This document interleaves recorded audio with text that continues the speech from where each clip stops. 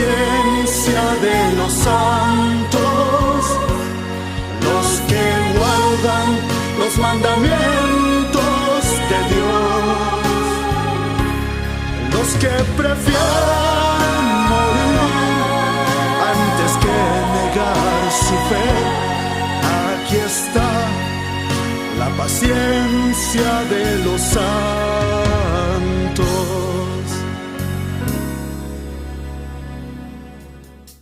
Estilo de vida y actividades del remanente. Un espíritu de servicio y de sacrificio propio. Largo tiempo ha esperado Dios que el espíritu de servicio se posesione de la Iglesia entera, de suerte que cada miembro trabaje por él según su capacidad.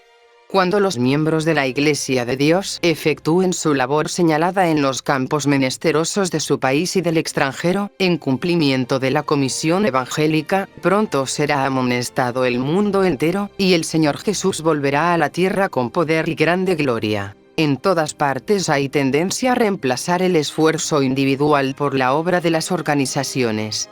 La sabiduría humana tiende a la consolidación, a la centralización, a crear grandes iglesias e instituciones. Muchos dejan a las instituciones y organizaciones la tarea de practicar la beneficencia, se eximen del contacto con el mundo, y sus corazones se enfrían. Se absorben en sí mismos y se incapacitan para recibir impresiones. El amor a Dios y a los hombres desaparece de su alma. Cristo encomienda a sus discípulos una obra individual que no se puede delegar. La atención a los enfermos y a los pobres y la predicación del Evangelio a los perdidos no deben dejarse al cuidado de juntas u organizaciones de caridad. El Evangelio exige responsabilidad y esfuerzo individuales, sacrificio personal. Negociad entre tanto que vengo. Cristo dice, negociad entre tanto que vengo. Lucas 19:13. Quizás pasen apenas unos pocos años hasta que termine la historia de nuestra vida, pero debemos negociar hasta entonces. Cristo quisiera que cada uno se educase a sí mismo para reflexionar con calma en cuanto a su segunda aparición. Todos han de investigar la palabra de Dios diariamente, pero sin descuidar los deberes presentes. Cristo declaró que cuando Él venga, algunos miembros de su pueblo que lo espera, estarán ocupados en transacciones comerciales. Algunos estarán sembrando en el campo, otros segando y recogiendo la cosecha, y otros moliendo en el molino.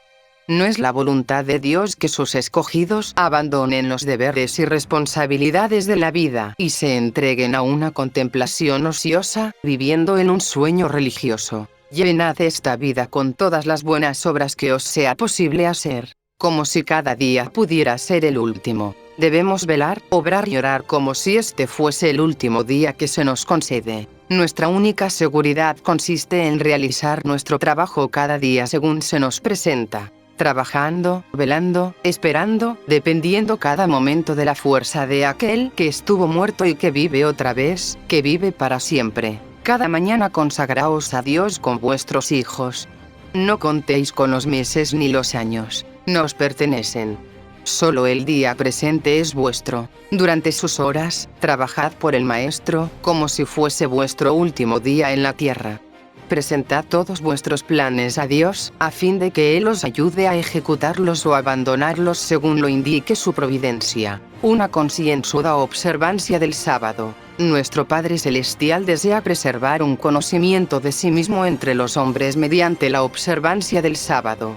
Desea que el sábado dirija nuestras mentes a Él como el Dios verdadero y viviente, y que al conocerlo podamos tener vida y paz. Durante toda la semana hemos de recordar el sábado y hacer preparativos para observarlo de acuerdo con el mandamiento. No hemos de observar el sábado meramente como un asunto legal. Hemos de comprender su relación espiritual con todas las transacciones de la vida. Cuando el sábado se recuerda de esta manera, no se permitirá que lo temporal se inmiscuya en lo espiritual. No debiera dejarse para el sábado ningún deber que corresponde a los 6 días de trabajo. El hombre también tiene una obra que cumplir en sábado: atender las necesidades de la vida, cuidar a los enfermos, proveer a los menesterosos. No será tenido por inocente quien descuide el alivio del sufrimiento ese día. El santo día de reposo de Dios fue hecho para el hombre, y las obras de misericordia están en perfecta armonía con su propósito. Dios no desea que sus criaturas sufran una hora de dolor que pueda ser aliviada en sábado o cualquier otro día. Fidelidad en los diezmos y ofrendas. El diezmo es sagrado, reservado por Dios para Él mismo. Debe traérselo a su tesorería a fin de ser usado para sostener a los obreros evangélicos en su trabajo. Leed cuidadosamente el capítulo 3 de Malaquías y ved lo que Dios dice sobre el diezmo. El Nuevo Testamento no promulga de nuevo la ley del diezmo, como tampoco la del sábado, porque la validez de ambas se da por establecida y su profundo significado espiritual se considera explicado. El Señor llama hoy a los adventistas del séptimo día, en todo lugar, para que se consagren enteramente a Él, haciendo todo lo que esté a su alcance para su obra, según las circunstancias en que se encuentren. Él desea verles mostrar, por medio de dones y ofrendas generosas, cuánto aprecian sus bendiciones y cuánta gratitud sienten por su misericordia. Una caridad moribunda es un pobre sustituto para una benevolencia viviente. Las necesidades de la causa aumentarán continuamente a medida que nos acerquemos al fin del tiempo. Se nos ha puesto a prueba en este mundo a fin de determinar nuestra aptitud para la vida futura. No podrá entrar en el cielo ninguna persona cuyo carácter haya sido contaminado por la fea mancha del egoísmo. Por lo tanto, Dios nos prueba aquí entregándonos posesiones temporales a fin de que el uso que hagamos de ellas demuestre si se nos pueden confiar las riquezas eternas. Estableced nuevas instituciones. Algunos quizás digan, si el Señor viene pronto, ¿qué necesidad existe de establecer colegios, hospitales y fábricas de alimentos? ¿Qué necesidad hay de que nuestros jóvenes aprendan oficios? Es el designio del Señor que cultivemos constantemente los talentos que nos ha dado. No podemos hacerlo a menos que los usemos. La perspectiva de la pronta venida de Cristo no debiera conducirnos a la ociosidad. Al contrario, debiera impulsarnos a hacer todo lo que podamos para bendecir y beneficiar a la humanidad. Debe hacerse una gran obra en todo el mundo, y debido a que el fin está cerca, nadie llegue a la conclusión de que no es necesario realizar un esfuerzo especial para levantar las diferentes instituciones según la causa lo demande. Cuando el Señor nos ordene que no realicemos más esfuerzos para construir lugares de reuniones y para establecer escuelas, hospitales e instituciones publicadoras, entonces será el tiempo cuando hemos de cruzar nuestras manos y permitir que el Señor termine la obra. Pero ahora tenemos la oportunidad de mostrar nuestro celo por Dios y nuestro amor por la humanidad. Obra médico-misionera. Cuando la agresión religiosa subvierta las libertades de nuestra nación, aquellos que estén de parte de la libertad de conciencia serán colocados en una posición desfavorable. Mientras tienen oportunidad, debieran por su propio bien adquirir conocimiento respecto a las enfermedades, sus causas, prevención y cura. Y aquellos que hagan esto, por todas partes encontrarán un campo de labor. Habrá sufrientes en abundancia que necesitarán ayuda, no solo entre los de nuestra fe, sino mayormente entre aquellos que no conocen la verdad. Deseo deciros que pronto no habrá obra en la línea ministerial sino obra médico-misionera, Counsel Lealt, 533-1901. El pueblo de Dios valora su salud. Me fue mostrado que la reforma de salud es una parte del mensaje del tercer ángel, y que está tan estrechamente relacionada con él como el brazo y la mano lo están con el cuerpo humano. Debemos presentar el té, el café, el tabaco y el alcohol como complacencias pecaminosas. No podemos colocar en el mismo plano la carne, los huevos, la mantequilla, el queso y alimentos semejantes que se sirven sobre la mesa. Estas cosas no deben destacarse como si fueran lo principal de nuestra obra. Las cosas antes mencionadas, el té, el café, el tabaco, la cerveza, el vino y todas las bebidas alcohólicas no deben tomarse ni moderadamente, sino que deben ser descartadas. La verdadera temperancia nos enseña a abstenernos por completo de todo lo perjudicial y a usar cuerdamente lo que es saludable. El aire puro, el sol, la abstinencia, el descanso, el ejercicio, un régimen alimenticio conveniente, el agua y la confianza en el poder divino son los verdaderos remedios. Lo perjudicial para la salud no solo reduce el vigor físico, sino que tiende a debilitar las facultades intelectuales y morales. Al ceder a cualquier práctica antihigiénica, dificultamos la tarea de discernir entre el bien y el mal, y nos inhabilitamos para resistir el mal. Volver a la dieta original. Dios está tratando de conducirnos de vuelta, paso a paso, a su designio original, a saber, que el hombre debiera subsistir en base a los productos naturales de la tierra. El consumo de carne con el tiempo será eliminado entre aquellos que están esperando la venida del Señor. La carne dejará de formar parte de su dieta. Debiéramos mantener este objetivo en vista y tratar de trabajar firmemente en esa dirección. Debieran verse mayores reformas entre el pueblo que pretende aguardar la pronta aparición de Cristo. La reforma de salud tiene que hacer entre nuestro pueblo una obra que todavía no ha sido hecha. Hay quienes deberían despertar respecto al peligro del consumo de carne, que todavía consumen la carne de animales, arriesgando así la salud física, mental y espiritual. Muchos que ahora están solo medio convertidos sobre el asunto del consumo de carne, saldrán del pueblo de Dios para no caminar más con ellos. Tiempo para ayunar y orar. Ahora y hasta el fin del tiempo, el pueblo de Dios debiera ser más ferviente, más despierto, no confiando en su propia sabiduría sino en la de su dirigente. Debieran apartar días para el ayuno y la oración.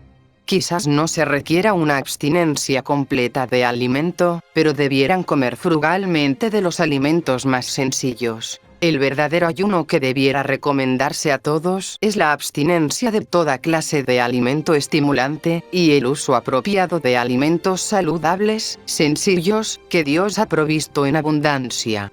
Los hombres necesitan pensar menos sobre lo que comerán y beberán como alimento temporal, y mucho más en cuanto al alimento del cielo, que dará tono y vitalidad a toda la experiencia religiosa. La levadura de la piedad no ha perdido todo su poder. En el tiempo en que son mayores el peligro y la depresión de la Iglesia, el pequeño grupo que se mantiene en la luz estará suspirando y clamando por las abominaciones que se cometen en la tierra. Pero sus oraciones ascenderán más especialmente en favor de la Iglesia, porque sus miembros están obrando a la manera del mundo. Entera confianza en Dios. A causa de obreros no consagrados, a veces las cosas marcharán mal. Podéis llorar por el resultado de la conducta equivocada de otros, pero no os preocupéis.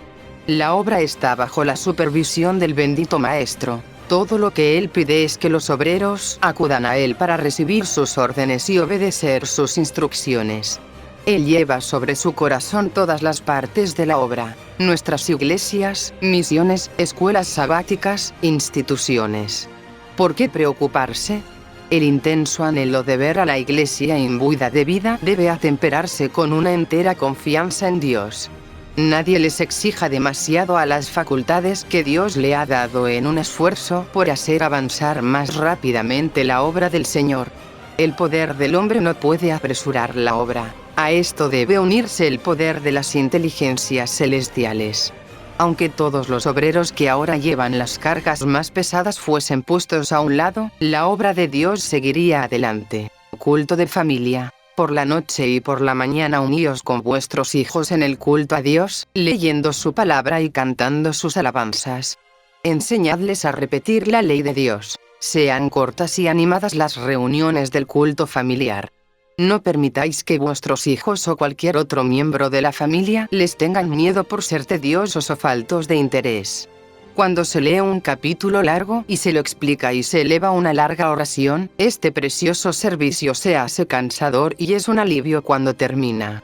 Elija el Padre una porción de las Escrituras que sea interesante y fácil de entender. Serán suficientes unos pocos versículos para dar una lección que pueda ser estudiada y practicada durante el día.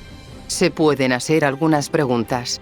Pueden presentarse a manera de ilustración unas pocas, serias e interesantes observaciones, cortas y al punto.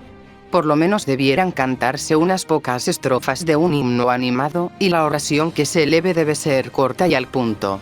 El que dirige en oración no debiera orar por todas las cosas, sino que debiera expresar sus necesidades con palabras sencillas y su alabanza a Dios con gratitud. Cuidad la relación con el mundo. Se cita Apocalipsis 18, 1, 3. Mientras resuena este mensaje, mientras la proclamación de la verdad está haciendo su obra de separación, nosotros, como fieles centinelas de Dios, debemos discernir cuál es nuestra verdadera posición.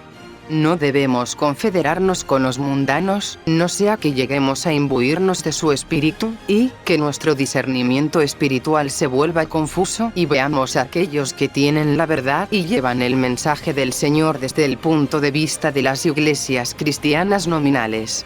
Al mismo tiempo, no hemos de ser como los fariseos y mantenernos alejados de ellos. Aquellos que están velando y esperando la aparición de Cristo en las nubes del cielo, no se mezclarán con el mundo en asociaciones de placer y en reuniones donde meramente buscan divertirse. No es el plan de Dios que nos liguemos mediante contratos o en sociedad o asociaciones comerciales con aquellos que no son de nuestra fe. Debiéramos unirnos con otra gente tanto como podamos hacerlo sin sacrificar los principios.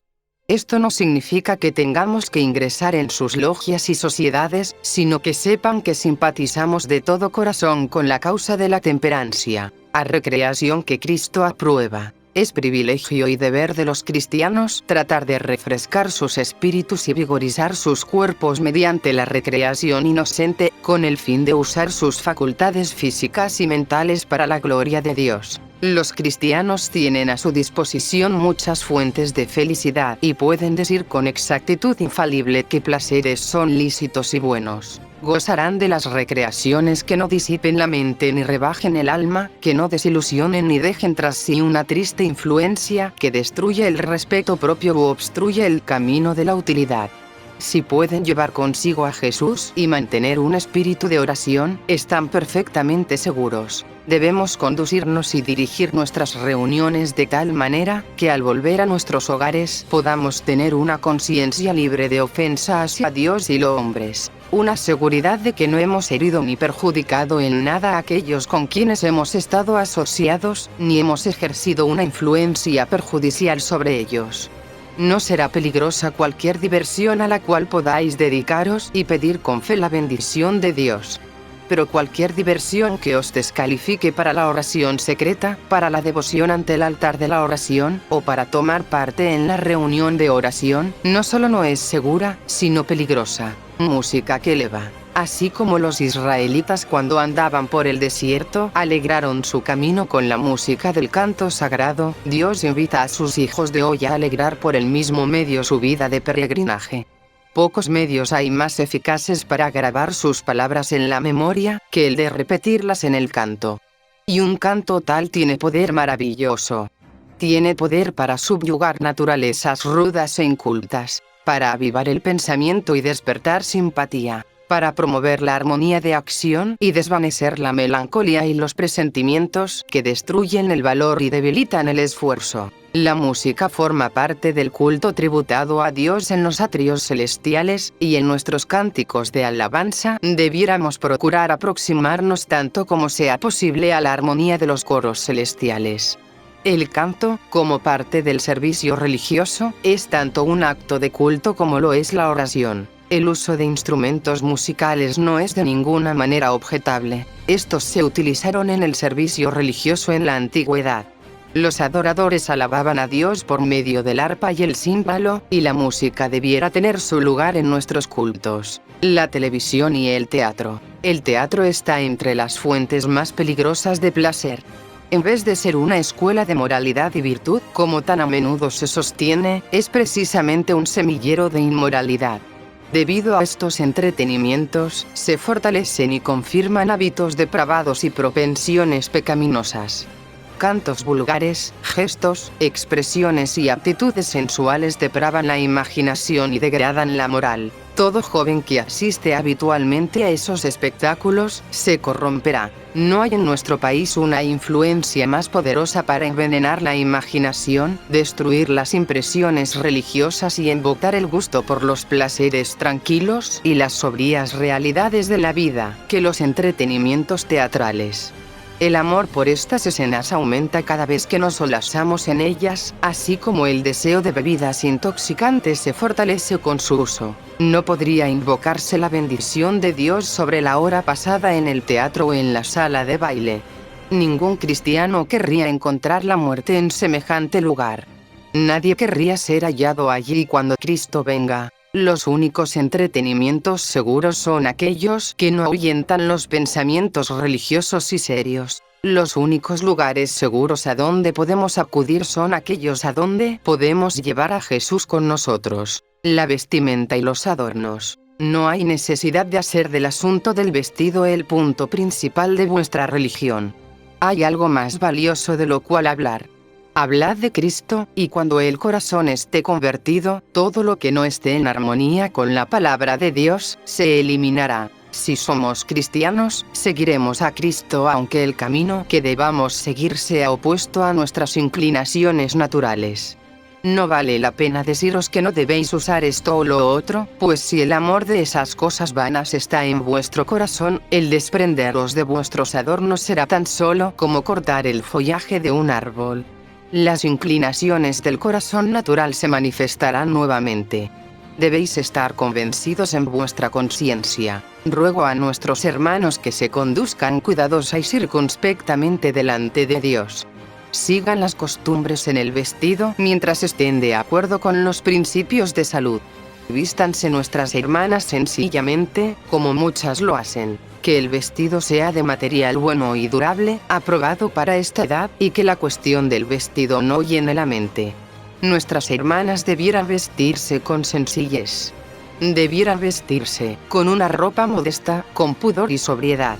Dad al mundo una ilustración viviente del adorno interno de la gracia de Dios. La apariencia exterior es un índice de lo que hay en el corazón. La necesidad de publicaciones. Debieran imprimirse publicaciones escritas en el lenguaje más claro y sencillo, explicando los temas de vital interés y dando a conocer las cosas que sobrevendrán sobre el mundo. Los mensajes del primero y del segundo ángeles fueron dados en 1843 y 1844, y ahora estamos bajo la proclamación del tercero, pero todos ellos deben todavía proclamarse.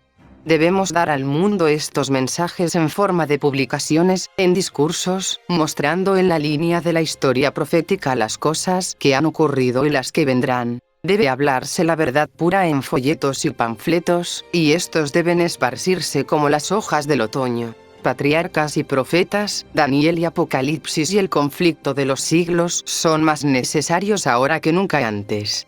Deben ser más ampliamente difundidos porque las verdades que destacan abrirán muchos ojos ciegos. Mientras continúe el tiempo de gracia, habrá oportunidad para que el colportor trabaje. Que no haya estocadas agudas en nuestras revistas. Aquellos que escriben para nuestras revistas no han de asestar estocadas rudas ni hacer alusiones que ciertamente harán daño y obstruirán el camino y nos impedirán hacer la obra que debiéramos hacer a fin de llegar a todas las clases, incluyendo a los católicos.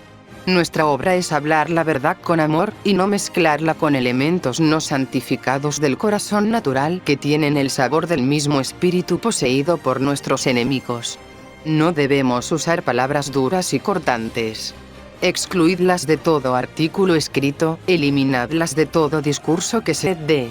Permitid que la palabra de Dios haga la tarea de cortar, de reprender. Que los hombres finitos se oculten y moren en Jesucristo. Debiéramos extirpar cada expresión en nuestros escritos y declaraciones que, si se toman en sí mismas, pueden interpretarse mal y hacer que parezcan antagónicas a la ley y el orden. Todo debe considerarse cuidadosamente, no sea que quede registrado que estamos declarando cosas que nos harán aparecer como desleales a nuestro país y a sus leyes. El cristianismo no se manifiesta por acusaciones pugilísticas y condenatorias. Desconfiad de cuestiones laterales. Dios no ha pasado por alto a su pueblo ni ha elegido a un hombre solitario aquí y otro allí como los únicos dignos de que se les confíe su verdad. No da a un hombre una nueva luz contraria a la fe establecida del cuerpo. En todas las reformas se han levantado hombres que aseveraban esto. Nadie debe tener confianza en sí mismo, como si Dios le hubiese dado una luz especial más que a sus hermanos. Uno acepta alguna idea nueva y original que no parece estar en conflicto con la verdad. Se espacia en ella hasta que le parece que está revestida de belleza e importancia, porque Satanás tiene poder para dar esa falsa apariencia. Al fin llega a ser el tema que lo absorbe todo, el único gran punto alrededor del cual gira todo, y la verdad queda desarraigada del corazón. Os amonesto a que desconfiéis de estas cuestiones laterales, que tienden a distraer la mente de la verdad. Nunca es el error inofensivo ni santifica, sino que siempre produce confusión y disensión. Recalcad la unidad, no las diferencias. Hay 1000 tentaciones disfrazadas y preparadas para aquellos que tienen la luz de la verdad, y la única seguridad para cualquiera de nosotros consiste en no recibir ninguna nueva doctrina, ninguna nueva interpretación de las Escrituras, sin someterla primero a hermanos de experiencia. Presentádsela con un espíritu humilde y dispuesto a recibir enseñanza, con ferviente oración, y si ellos no la aceptan, ateneos a su juicio, porque en la multitud de consejeros hay seguridad. Se levantarán hombres y mujeres, profesando tener alguna nueva luz o alguna nueva revelación que tenderá a conmover la fe en los antiguos hitos. Sus doctrinas no soportarán la prueba de la palabra de Dios, pero habrá almas que serán engañadas. Harán circular falsos informes, y algunos quedarán prendidos en esta trampa. No podemos ejercer demasiado cuidado contra toda forma de error, porque Satanás está tratando constantemente de apartar a los hombres de la verdad. Debemos hacer que parezca esencial el estar unidos. No que vayamos a requerir a otros que acepten nuestras ideas, pero si todos están buscando la mansedumbre y la humildad de Cristo, tendrán la mente de Cristo. Entonces habrá unidad de espíritu. Yo ruego a los que aseveran creer la verdad, que anden en unidad con sus hermanos. No tratéis de dar al mundo ocasión de decir que somos extremistas, que estamos desunidos, que el uno enseña una cosa, y otro otra. Evitemos las disensiones. ¿Cómo enfrentar las críticas? Aquellos que se han apartado de la fe vendrán a nuestras congregaciones para desviar nuestra atención de la obra que Dios quisiera que se hiciese. No podéis permitiros apartar vuestros oídos de la verdad a las fábulas. No dejéis de tratar de convertir a quien esté hablando palabras de reproche contra vuestra obra, pero que se vea que estáis inspirados por el Espíritu de Jesucristo, y los ángeles de Dios pondrán en vuestros labios palabras que llegarán a los corazones de los opositores. Si estos hombres persisten en imponer sus ideas, aquellos de la congregación que tienen una mente sensible comprenderán que vuestra norma es superior. Por lo tanto, hablad de manera que se sepa que Jesucristo está hablando por vuestro intermedio. Exaltad la palabra de Dios. Si trabajamos para crear una excitación de los sentimientos, tendremos toda la que deseamos, y posiblemente más de la que podamos afrontar con éxito. Predicad la palabra con calma y claridad. No debemos considerar que nuestra obra consiste en crear agitación de los sentimientos. Únicamente el Espíritu Santo de Dios puede crear un entusiasmo sano. Dejad que Dios trabaje, y que el instrumento humano avance suavemente ante Él, observando, esperando, orando y contemplando a Jesús a cada momento, y que sea conducido y dirigido por el precioso Espíritu, el cual es luz y vida. Debemos ir al encuentro de la gente con la sólida palabra de Dios, y cuando la reciban, entonces el Espíritu Santo podrá venir.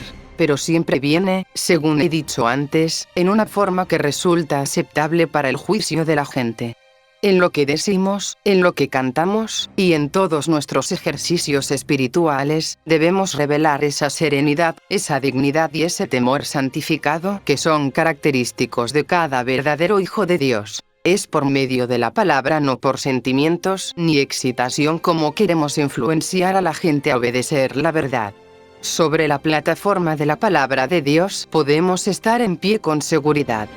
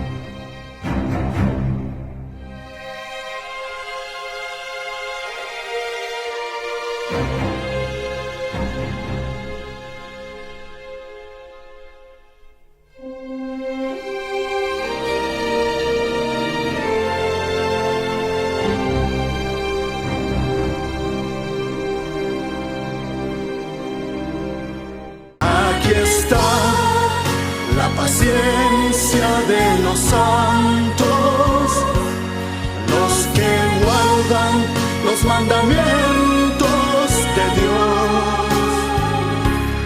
los que prefieren morir antes que negar su fe. Aquí está la paciencia de los santos.